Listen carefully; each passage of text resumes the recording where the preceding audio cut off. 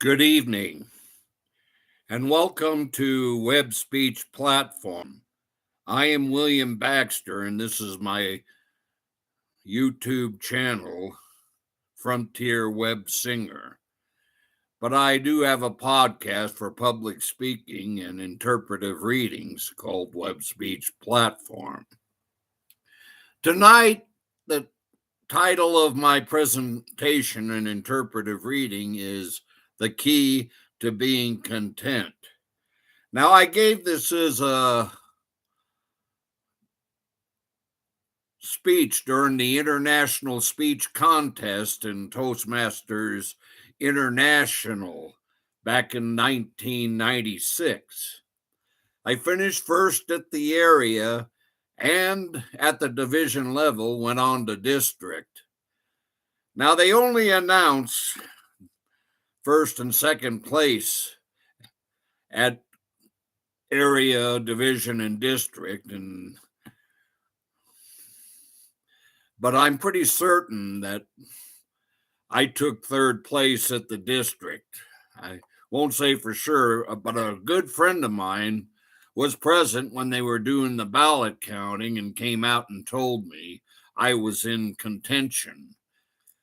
But yeah, I was not first or second place, but I could have been third place. But anyway, tonight I will be doing interpretive reading of this speech.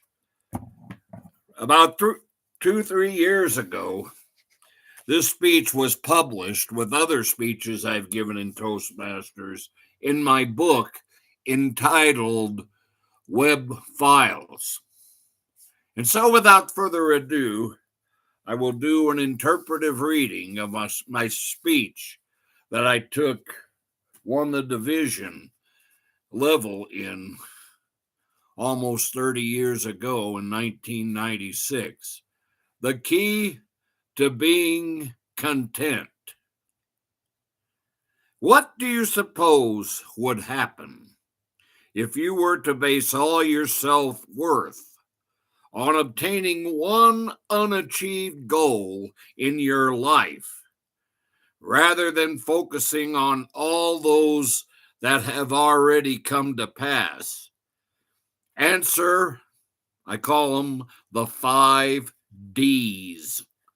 They are discontentment, depression, discouragement, disillusionment, and disappointment. Excuse me. Any of these sound familiar? So what is the key to being content? The key is learning to count your blessings on a day-to-day basis and focusing your self-worth primarily on those instead of basing your self-worth on obtaining unachieved goals and successes. Fellow Toastmasters, honored guests, and dignitaries, this is a 3-step process which I would like to cover tonight. Step number 1, make a list of all the good things that have happened in your life from the day you were born up to the present. Example, let's see now, if I were to go back as far as I could remember, it would have to be the 2nd grade. I was the all-school winner in the all-school spelling bee. Write it down. In 5th grade, I was student of the month 3 times. Write it down. In junior high school, I made the honor society 7 times. Write it down.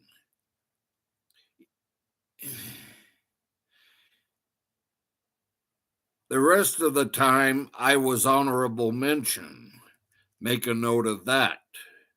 In high school, I was a varsity 3-letterman in football, basketball, and baseball. The 3 major sports yet. Document that. I was valedictorian of my high school graduating class. Write it down and keep going and going until you have reached the present. You will find that the more you do this, the more you're apt to sit back and ask yourself, what am I doing? Wasting my time basing all my self-worth on one lousy little unachieved goal in my life when I've got all these good things that have happened in my life. This, of course, brings us to step number 2. Ponder on the list of blessings you have made and begin to redirect your self-worth onto those blessings. Example, back in the 80s, I was quite obsessed with finding Mrs. Right. Finding my bride-to-be was the unachieved goal I was basing a lot of my self-worth on. And it led to those 5 D's that I mentioned earlier until one day I realized my self-worth isn't based on whether or not I'm married or single. And so I began to focus my self-worth onto all the good things that have already happened in my life. And the more I did that, the less of an obsession finding the right woman became, until eventually the obsession was gone. Naturally, the human desire is still there, but the obsession's gone. And that's step number 2. Step number 3, put those unachieved goals, successes, and failures in their proper perspective. Example, let's see now. I've been pondering on this list of blessings that I made, and do you want to know something? I've got a lot going for me. I am an okay guy, and whether or not I ever obtain any more unachieved goals in my life have no bearing on that. All the failures that have happened in my life or will happen in my life have no bearing on that. True, it's okay to try and better myself every now and then, but if I do obtain any more unachieved goals in my life, fine. If I don't, as Doris Day once sang, Que sera, sera. Whatever will be, will be. You see what happens when a person bases his entire self-worth on obtaining one little unachieved goal in his life, rather than focusing on all those that have already come to pass, is simply this. When he does obtain that goal in his life, it becomes a very shallow victory.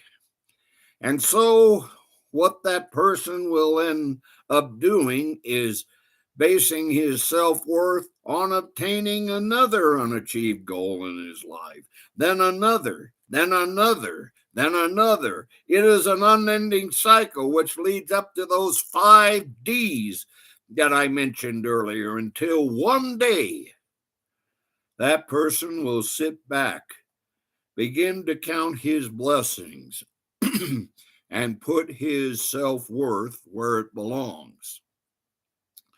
The reason why religious people often find a lot of joy and contentment in their lives is because a lot of them identify themselves as being children of God or heirs to the kingdom of heaven. And they feel that since they have these, they don't need anything else. Anything they obtain here on earth is just added gravy. So how about you? Do you find yourself wrestling with those 5 D's? Again, they are discontentment, depression, discouragement, disillusionment, and disappointment? If so, make a list of all the good things that have happened in your lives. Those blessings, begin to focus your self-worth onto those blessings, and then put those unobtained goals, successes, and failures in their proper perspective. You do this, I guarantee you, you will have a happier outlook on things. The decision, however, is yours, but my friendly advice to you would be go for it, fellow Toastmasters. And thank you for listening in tonight on Web Speech Platform. I'm William Baxter of the Frontier Web Singer YouTube channel, and I hope you all have a good night.